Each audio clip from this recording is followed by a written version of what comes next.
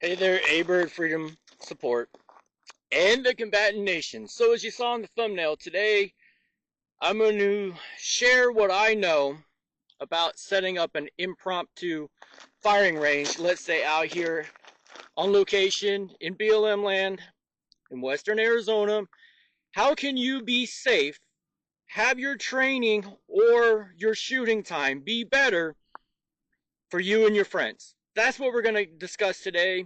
So I've already designated that this hillside is downrange, so everybody knows that's the only way weapons point. Muzzle's always downrange. Now, some of the things that a lot of people won't consider, but I'm going to go over real quick, is doing a quick recon, maybe look over the top of this hill.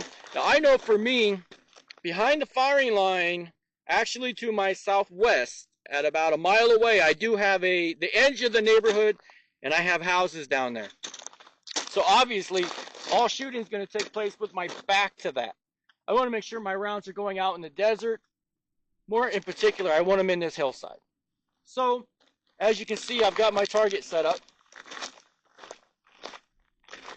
Obviously, I'm going to be shooting that crate tactical target. But more importantly, let's go over some of the things that maybe you don't know, or you do know and you're just kind of forgetting about. So we're going to pick this camera up. Bear with me. I'm obviously not a cameraman. We do the best we can to get this all in one. So if my target is here, I'm going to establish a right lateral limit, and that's going to be, unfortunately, trash that people left out here. If I was setting this range up for myself, I would actually have an orange flag on a stake, and I would put it off to the side. That's going to give me a right lateral limit. Then over here, I'm using more trash that's red. It's obvious. So at no time should the muzzle of my rifle extend beyond my right lateral limit or my left lateral limit. That's going to give me control of where my rounds are going, because as we all know, not only do you keep your finger straight off the trigger, treat every firearm as if it's loaded, we all know these things, but you are responsible for that round after you fire it until it comes to a complete and total stop, wherever that happens. So, basic fire line setup. I'm also going to, let's just go ahead and do this. Yeah, it's corny, but hopefully this knowledge can save somebody from having an accident and somebody getting hurt. So this berm right here, I don't know if you can tell, but this is actually a raised berm, and my truck is back in the background. We're going to get to that in a minute. No loaded firearms beyond the ready line. I'm going to make this my ready line. Let's say I was out here with some folks and I wanted to shoot with some people. We would all agree that no loaded firearms behind there. Loaded firearms from that berm and forward, because this is going to be our shooting area into that crate tactical target. Now, let's go ahead and take a quick little pause. I'm going to move back into the safety area. I'm going to go over how I would set that up, and then hit a few keynotes, give a quick hip pocket safety brief. Okay, everybody, and just like that, through the magic of editing that I'm barely learning how to do, please bear with me. This is actually, in my opinion, very important information. If your training is safer, or your time on the range is safer, and you can complete it and nobody gets hurt, it's a success whether you hit the target or not. So, here I have my range bag, okay? And I have it clearly marked IFAK, right? And I have a first aid cross drawn on there. Hopefully you guys see that. So in here, of course, is a complete IFAK, tourniquet, gauze, some quick clot, all those things. But more importantly, the keys for my pickup are in that outside pocket. Now, bear with me. We're going to do the walk around, hold the camera thing again. So my truck is here, obviously pointed out. My truck is backed in and pointed out to the access road that leads out to town. Why? As we all know, every military range, you always have an ambulance and you have medics, or you have corpsmen. If you're in the Marine Corps, you're going to have your fleet corpsmen that are assigned to your unit are going to be there to render medical aid if something happens. So heaven forbid something happens, this is my designated safety vehicle. We're going to come back to that again in a minute. Now, over here, off to the side, behind my ready line, you can see the target out there in the distance. You can see that berm. Remember, that's our ready line. Back here, there's no loaded firearms. I'm going to have other people park over here, off to the left-hand side, so that from that tailgate to my firing line is completely unobstructed. Unobstructed. Very important. Now, the other side of the road has a nice big flat spot. I can even have people park over there.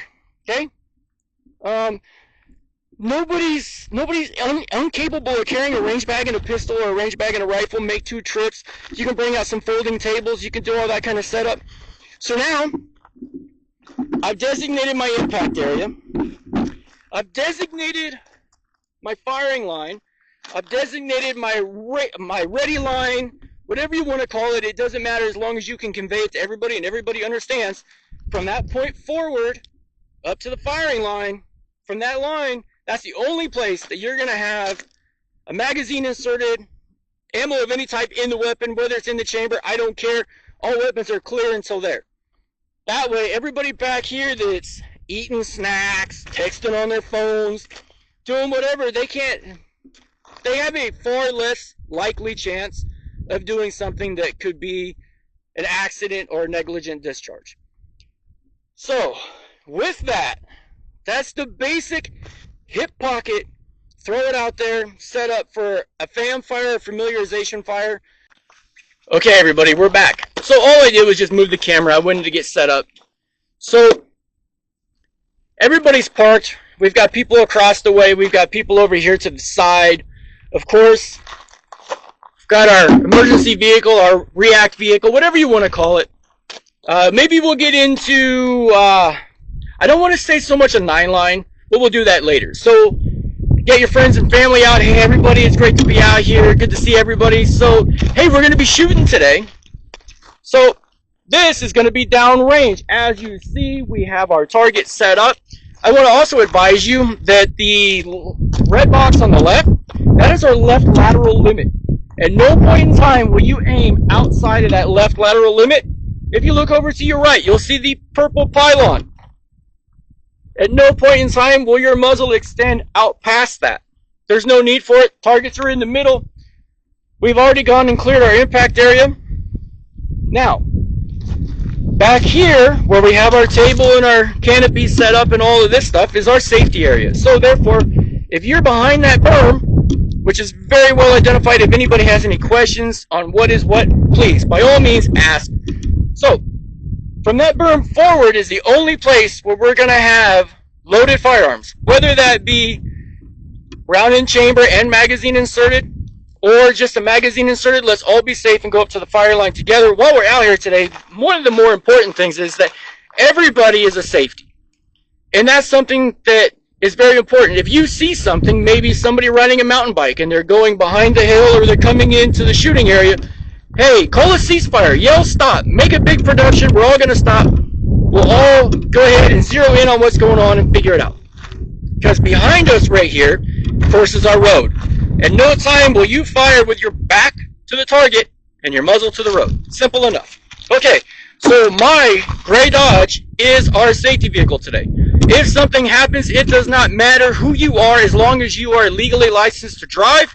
If I'm injured or somebody else is injured, my range bag is right here, clearly marked. The same pocket where the medical equipment is where the keys for my pickup are. My pickup is an automatic, so we don't have to worry about anybody needing to drive a stick shift or not being able to. With that being said, of course, my phone is also in my range bag. I do have service out here. If something happens, if somebody is injured beyond scrapes, cuts, bruises, and we have to evacuate that person, as that person is brought back here, all weapons will be cleared, collected, accounted for. Everything will be picked up.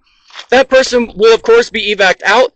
2 people will leave with this truck. 1 driver and 1 person in the passenger seat to use my cell phone. They, of course, will primarily, depending on the injury, be in the back. That's all case dependent. So, let's wrap up our safety brief. Anybody have any questions? Yes, that's right, you in the back. Hey, buddy. Listen up, Private Smuckatelli, you're right. There are snakes and wild animals out here. Leave them alone. If you see a snake, make sure everybody's aware of it. We'll clear that area. Let that snake go ahead and move on. We're visiting in their territory. Everybody, let's go ahead and let's get some good rounds downrange, get some solid hits, and then we'll go have lunch. Everybody feel good? Alrighty. And that, everybody, is a wrap. No, it is not by perfect military standards. No, it is not by civilian range standards. But out here shooting with your friends in the desert, you shouldn't worry about a bunch of regulations. You should worry about safety. And along with safety will come those common sense things. Having a medical evac vehicle, making sure that everybody can drive it. It's an automatic, like I stated. Knowing where the medical equipment is, knowing where a phone that has good signal is, and making sure that everybody understands that 2 people will leave with the injured person minimum, and unless somebody has to render aid, of course, during travel. At that point, you've already called. Maybe they're sending a helo. It sounds crazy, but maybe they're sending a helo. They got an ambulance, or maybe you're going to meet the ambulance at the paved road on the way in. You need to be able to coordinate all that.